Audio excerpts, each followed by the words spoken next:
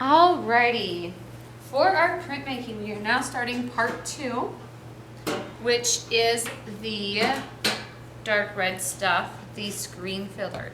You should already have your drawing fluid, the blue stuff, already put on your screen. Again, making sure we have that duct tape on there and making sure this blue stuff is not too thick.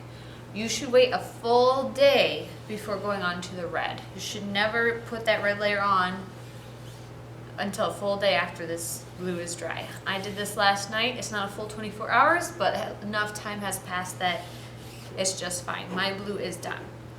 Now, the screen filler portion is the hard part.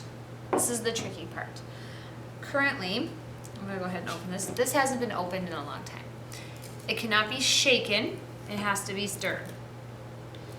Now, right now, it is very clear and watery and looks kind of white in there. I have to make sure I mix that up well if I want this to work. A lot of printmaking is correctly following the steps. So much more than skill or anything like that. I mean, to make a really creative and interesting print, yeah, you need to have creativity and some skill. But to make it work, you just need to follow directions well enough. So I'm getting this all stirred up here. I just used a paintbrush. I used kind of a big one just because I might need it later. So it's a fairly decent sized one. I got that all stirred up so it all looks like that solid blood red tone. Brick red, dried blood red, whatever you want to call it. Now, I have to get this stuff evenly layered across my screen, and that's where the importance of our duct tape comes in. I do not want to pour this on while this is sitting on the table. All it's going to do is get this stuff all over the table underneath. I need to have this raised in the air so it just sticks to the screen. You can use anything that's around the room. I have a bunch of this construction paper laying around my classroom here at Canastota, so I'm just going to put that under my corners. But I want to put it just under the edges of the frame because what I don't want to have happen is I don't want whatever that might be to peek through the opening. So right now this this is a square. It was showing right here. I don't want anything showing in the opening of my screen or else it'll get this all over it and it won't be a nice neat, a clean go across with my squeegee. For this part 2, you'll need your squeegee. These should be very well cleaned afterwards. I know the one at McCook this last week was not cleaned all the way. All of this red stuff has to come off right away. You should not let it dry on there. It's not good for it. But I have this raised off of the table. Nothing is peeking through my screen here. And let me double check my visual of what you guys can see. Okay. Adjust my camera so you can watch better. There we go. I did a bunny for fun. Something straightforward and simple, just so that I could show you. I mean, you should do something a little bit more technical than this bunny, but this is just a quick one-off so that you could see how this is going to work. Okay? Alright, so like I said, I have this all stirred up. And what I'm going to do is I'm going to pour it. I'm going to pour it in a river on the side of my screen. I don't want to do it on the skinny side. I want to do it on the long side because these do not neatly fit. I mean, it's a very tight fit, but you won't be able to smoothly bring this across this way. You'll have to do it this way. So I have that stirred up. I'm going to stir it a little bit more. It will separate every time you use it. It's not like house paint that you can come back later in the day. It needs to be stirred up just about every time. Alright, there's my paintbrush here. And it also needs to be cleaned off the table right away or else it's kind of hard to get back off. I'm going to take my jar and I'm going to neatly pour it from one end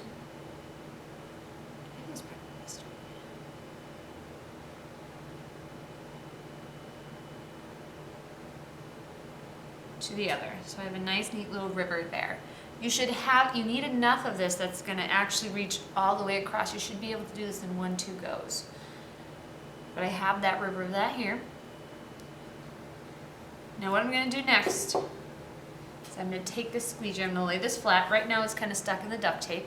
That's why we have the duct tape here, so this doesn't drip all over. And I'm going to, while this is flat, this has to be flat, I'm going to take the squeegee and pull it all the way across once and all the way across twice, so I have the full rectangle here covered. You do not want to pull the squeegee over more than 2 times. If you didn't get it all the way across, maybe touch up that one spot. I know that I had at least one person last week who didn't necessarily get exactly all the way over.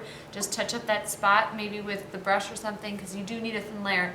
But you should not continuously squeegee over it. It's not, I think it's because you're still technically layering more over it and it can't be too thick. So I am going to go ahead, I'm going to take my screen and it might start moving on me. Alright, lay it down and 1 squeegee across and 2 squeegee across. Alright, and I have a neat layer across that. I'm going to wipe off my squeegee, any extra ink I'm going to try to get right back in that jar. Now I need to do this quick. This is something you can't do slow. You might think I'm moving slow. I promise you I'm not. I'm being deliberate because I don't want anything to come through on the bottom side. So I don't know if you can actually see this. I'm pouring all of that from the corner back into my jar. Here, I'll move this so you can see it on the screen. It's still, all the stuff on the side is in the duct tape. So pull all of that back into the jar. Very good, very good. And then I want this to dry flat. So wherever you put this, all up, oh shoot. See, I got some thick spots there. And that's just from it running. You do not want any thick spots. And notice I'm not trying to pull it across anymore. I'm just trying to get some of this big stuff off. So I have to let that dry 24 hours. This is going to create that stencil. You want the stuff to dry really well. You do not want to try to rush this. If you rush this, your print will be ruined and all of this work will be for nothing. Now, forgive me, I'm going to look at the bottom because I think some of it ran. It was really thick over here. And if it came through on the back side, yes, so like I had a big kind of blobby there on the back. And then just lightly brushing that off a little bit. I really don't want to do this too much because you don't want this to be too thin. Okay, awesome. So now I'm going to let that dry that 24 hours. I'm just trying to take off some off the duct tape. It'll all wash off the duct tape. But there I go. This is the screen filler stage. This red stuff should come off your paper or your hands, no problem. But I got that nice and neat in there. Now, I'm going to pull it back a little bit so you can see a little bit more. So now, right away, I will go clean my squeegee. I'll clean my brush. I want to take care of this stuff again right away. This didn't take me very long, but I got to get it taken care of smoothly and swiftly. Have everything lined up that you need. After this dries, that 24 hours, this is one that a friend of mine made. Then, see how it's dried up really pale? And all of this stuff, where it says the Stark and has the arc reactor of Tony Stark, that is where my blue was. And all I did was, once this was dry, that 24 hours, or the next class period, is I put my screen underneath the sink. I use the sprayer. McCook has a really nice sprayer. Montrose, you'll have no problem just using the regular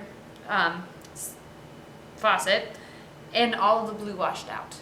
And that is what creates the image to print.